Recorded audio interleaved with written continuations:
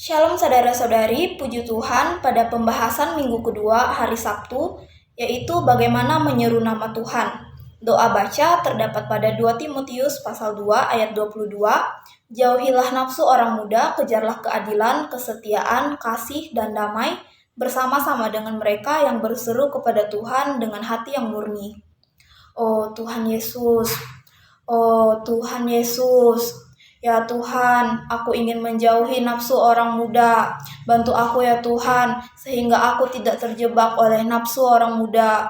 Oh Tuhan Yesus, sehingga yang kukejar adalah keadilan-Nya Tuhan. Ya keadilan, kesetiaan, kasih dan damai ya Tuhan. Dan oh Tuhan Yesus, bantu aku memiliki persekutuan dengan mereka ya Tuhan, dengan mereka yang berseru kepadamu, sehingga saudara-saudari, ya sehingga kita semua memiliki persekutuan dengan dirimu ya Tuhan, ya memiliki persekutuan denganmu dengan hati yang murni. Amin.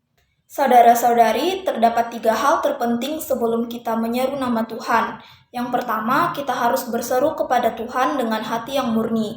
Yang kedua, kita juga harus berseru kepada Tuhan dengan bibir yang bersih. Karena kita harus memperhatikan tutur kata kita. Jika bibir kita tidak bersih dikarenakan perkataan yang sia-sia, maka sulitlah bagi kita untuk menyeru nama Tuhan. Yang terakhir, kita juga perlu memiliki mulut yang terbuka. Kita perlu membuka mulut kita lebar-lebar dan berseru kepada Tuhan. Samping itu, kita perlu menyeru nama Tuhan secara korporat. Pada 2 Timotius pasal 2 ayat 22 mengatakan, jauhilah nafsu orang muda, kejarlah keadilan, kesetiaan, kasih, dan damai bersama-sama dengan mereka yang berseru kepada Tuhan dengan hati yang murni. Kita perlu berhimpun bersama dengan tujuan untuk menyeru nama Tuhan. Selama kita hidup, kita harus selalu berseru kepadanya.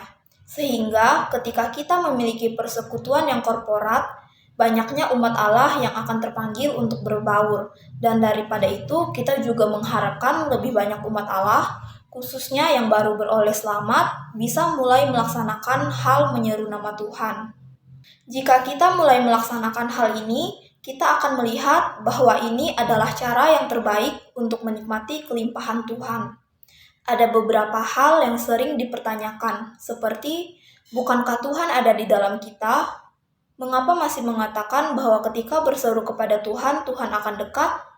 Ada orang yang mengira kalaupun Tuhan sudah berada di dalam kita, maka kita tidak perlu lagi berseru kepadanya.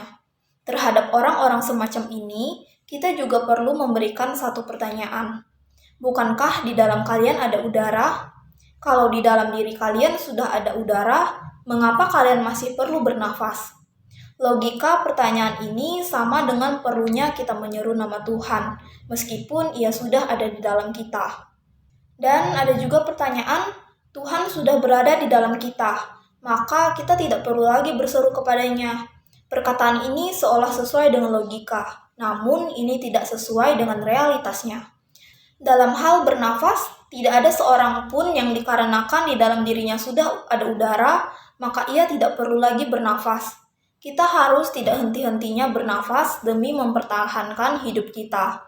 Demikian juga, meskipun Tuhan sudah ada di dalam kita, kita masih perlu berseru kepadanya, agar kita lebih banyak menghirupnya. Ada orang bertanya, mengapa kalian begitu lantang berseru? Apakah Allah kita tuli? Apakah Dia tidak mendengar doa kita yang kita panjatkan secara diam-diam? Mereka memperdebatkan dengan mengatakan bahwa karena Tuhan kita tidak tuli, maka kita tidak perlu dengan suara lantang berseru kepadanya. Tetapi kita bisa melihat Ibrani pasal 5 ayat 7, bagaimana Tuhan berdoa. Dalam hidupnya sebagai manusia, ia telah mempersembahkan doa dan permohonan dengan ratap tangis dan keluhan kepada Dia yang sanggup menyelamatkannya dari maut. Dan karena kesalehannya, ia telah didengarkan. Kata ratap tangis di sini jelas menyatakan bukan berdoa dengan diam-diam. Lagi pula berulang kali Mazmur memberitahu kita agar kita bersorak-sorai bagi Tuhan. Perhatikanlah kata-kata ini dalam bahasa aslinya, bukan hanya bersorak biasa, melainkan bersorak-sorai dengan suara yang lantang dan sukaria. Kita semua tahu perbedaan antara sekedar suara dan bersorak-sorai. Kita perlu bersorak-sorai bagi Tuhan karena Tuhan senang mendengarkan sorak-sorai sedemikian.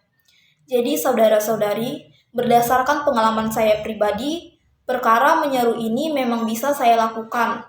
Tetapi ketika saya berseru dengan tidak berada di organ yang tepat, saya tidak mendapatkan ketenangan. Saya merasa saya tidak terkontak dengan Tuhan. Namun ketika saya berseru dengan organ yang tepat, saya merasa diri saya penuh dengan Roh Kudus. Di saat saya bangun pagi dan saya berseru kepada Tuhan, saya merasa penuh semangat menjalani hari. Dan selama 1 hari tersebut, saya berhasil menjalani hari tanpa halangan apapun dan bisa menjalani hari dengan tenang dan penuh sukacita. Jadi saudara-saudari, perkara menyeru ini mungkin terlihat sepele, tetapi ketika kita berhasil melakukannya, kita akan mengetahui betapa limpahnya kasih Allah melalui penyeruan kita yang sedemikian. Bagaimanapun persoalan yang sebenarnya, bukanlah Allah mendengar atau tidak, melainkan kita perlu melatih roh kita, membebaskan segala yang ada di dalam roh dan pikiran kita, agar Tuhan Sang Roh pemberi hayat itu masuk ke dalam kita. Hal ini bukan soal didengar, melainkan soal menikmati Tuhan dan berbagian dalam segala kelimpahannya. Amin. Tuhan Yesus memberkati.